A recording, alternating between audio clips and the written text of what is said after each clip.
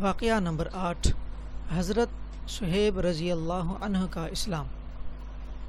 حضرت صہیب رضی اللہ عنہ بھی حضرت عمار رضی اللہ عنہ کے ساتھ مسلمان ہوئے۔ نبی اکرم صلی اللہ علیہ وسلم حضرت ارقم رضی اللہ عنہ صحابی کے مکان پر تشریف فرما تھے کہ یہ دونوں حضرات علیحدہ علیحدہ حاضر خدمت ہوئے اور مکان کے دروازے پر دونوں اتفاقیہ اکٹھے ہو گئے۔ ہر ایک نے دوسرے کی غرض معلوم کی تو ایک ہی غرض یعنی اسلام لانا اور حضور صلی اللہ علیہ وسلم کے فیض سے مستفید ہونا دونوں کا مقصود تھا۔ اسلام لائے اور اسلام لانے کے بعد جو اس زمانے میں قلیل اور کمزور جماعت کو پیش آتا تھا وہ پیش آیا۔ ہر طرح ستائے گئے، تکلیفیں پہنچائی گئیں۔ آخر تنگ آ کر ہجرت کا ارادہ فرمایا تو کافروں کو یہ چیز بھی گوارا نہ تھی کہ یہ لوگ کسی دوسری ہی جگہ جا کر آرام سے زندگی بسر کر لیں، اس لیے جس کسی کی ہجرت کا حال معلوم ہوتا تھا اس کو پکڑنے کی کوشش کرتے تھے کہ تکالیف سے نجات نہ پا سکے۔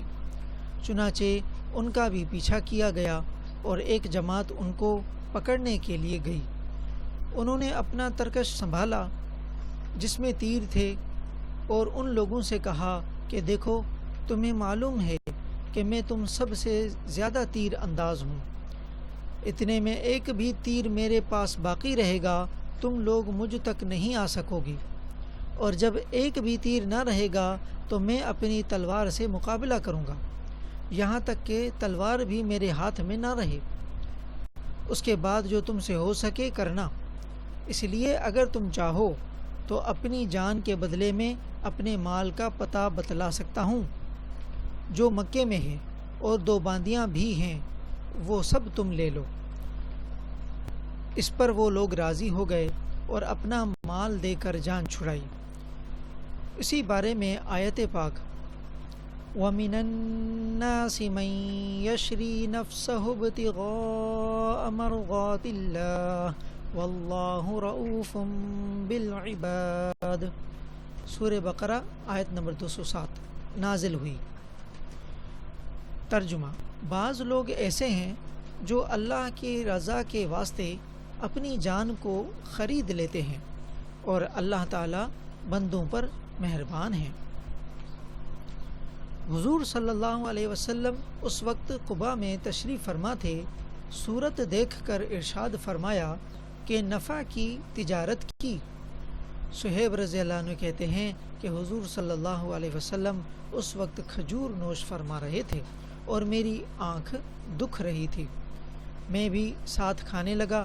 حضور صلی اللہ علیہ وسلم نے ارشاد فرمایا، آنکھ تو دکھ رہی ہے اور کھجوریں کھاتے ہو؟ میں نے عرض کیا کہ حضور، اس آنکھ کی طرف سے کھاتا ہوں جو تندرست ہے۔ حضور صلی اللہ علیہ وسلم یہ جواب سن کر ہنس پڑے۔ حضرت صہیب رضی اللہ عنہ بڑے ہی خرچ کرنے والے تھے، حتیٰ کہ حضرت عمر رضی اللہ عنہ نے ان سے فرمایا کہ تم فضول خرچی کرتے ہو۔ انہوں نے عرض کیا کہ ناحق کہیں خرچ نہیں کرتا۔ حضرت عمر رضی اللہ عنہ کا جب وصال ہونے لگا تو انہی کو جنازے کی نماز پڑھانے کی وصیت فرمائی تھی۔